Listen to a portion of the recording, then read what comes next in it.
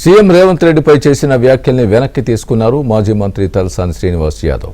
సికింద్రాబాద్ ఇమేజ్ను దెబ్బతీసే కుట్ర జరుగుతోందని మండిపడ్డారు. సికింద్రాబాద్ను ప్రత్యేక కార్పొరేషన్గా ప్రకటించాలంటోన్న తలసాని శ్రీనివాస్ యాదవ్తో మా ప్రతినిధి నుమాన్ ఫేస్ టు ఫేస్. సికింద్రాబాద్ను ప్రత్యేక మున్సిపల్ కార్పొరేషన్గా ఏర్పాటు చేయాలంటూ ఇప్పటికే మాజీ మంత్రి తలసాని శ్రీనివాస్ యాదవ్ నేతృత్వంలో పెద్ద ఎత్తున కూడా పోరుబాట పట్టినటువంటి పరిస్థితి. సో ఏ విధంగా ఉండబోతుంది భవిష్యత్ కార్యాచరణ ఏంటి అనేది కూడా తెలుసుకుందాం. ప్రస్తుతం మనతో పాటు మాట్లాడడానికి మాజీ మంత్రి ఎమ్మెల్యే తలసాని శ్రీనివాస్ యాదవ్ ఉన్నారు. వారితో మాట్లాడదాం. ఈ లష్కర్ జిల్లా సాధనకు సంబంధించి ముఖ్యంగా ఏదైతే ఈ కార్పొరేషన్ సంబంధించి ఈ వివరాలు తెలుసుకుందాం. సార్ చెప్పండి, ఏదైతే సికింద్రాబాద్ను ప్రత్యేక కార్పొరేషన్గా ప్రకటించాలనేది మీరు ఒక నినాదంగా తీసుకొని ముందుకు వెళ్తున్నటువంటి పరిస్థితి. సో ఏంటి అసలు దాని మీద ఏ విధంగా ముందుకు వెళ్తుంది? హైదరాబాద్లో భాగంగా సికింద్రాబాదు ఒకప్పుడు ఏంటంటే ట్విన్ సిటీస్, జంట నగరాలు అనగానే ట్యాంక్ బండ్ అటువైపు హైదరాబాద్, ఇటువైపు సికింద్రాబాద్.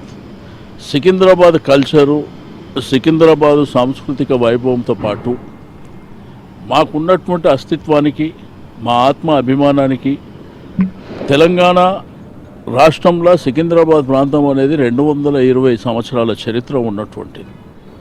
అంటే ఇక్కడ అస్తిత్వం ఉన్నటువంటి సికింద్రాబాద్ ప్రాంతాన్ని మల్కాజిగిరి కమిషనరేట్లో కలుపుతున్నటువంటి పేపర్లో, టీవీలలో వస్తున్నటువంటి వాస్తవాలను దృష్టిలో ఉంచుకొని మా డిమాండ్ అడిగినమే తప్ప వేరే ఉద్దేశం ఏం లేదు. ఇక్కడ మా అస్తిత్వము, ఆ మట్టితోని, ఆ భూమితోని ఉన్నటువంటి మా అనుబంధం, మాకు మా పూర్వీకులు పరంపరగా ఉన్నటువంటి సికింద్రాబాద్ ప్రాంతాన్ని పేరే మారుస్తాము అనేటువంటి ఒక ప్రచారంలో భాగంగా మేము కార్యాచరణ ఒకటి ప్రకటించాం.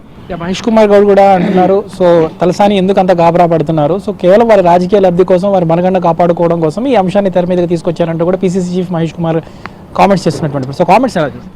6 సార్లు ఎమ్మెల్యే గెలిచినటువంటి నాకు అస్తిత్వం ఏముందండి? రాజకీయ అవసరాలు ఏమున్నాయని చెప్పేసి ఇప్పుడు నిన్న ముఖ్యమంత్రి గారు ఒక మాట చెప్పారు, హైదరాబాద్ కార్పొరేషన్లో సికింద్రాబాద్ ఉంది, సికింద్రాబాద్ జోలికి నేను పోలేదు, కావాలని చేస్తున్నా అనే విధంగా వారు మాట్లాడారు. నేనేమంటున్నా, సికింద్రాబాదు మీరు చేస్తలేరు అని మీరు చెప్తున్నప్పుడు మరి నార్త్ జోన్ డీసీపీ ఆఫీస్ని మల్కాజిగిరి డీసీపీ ఎందుకు కూర్చుంటుండే అక్కడ?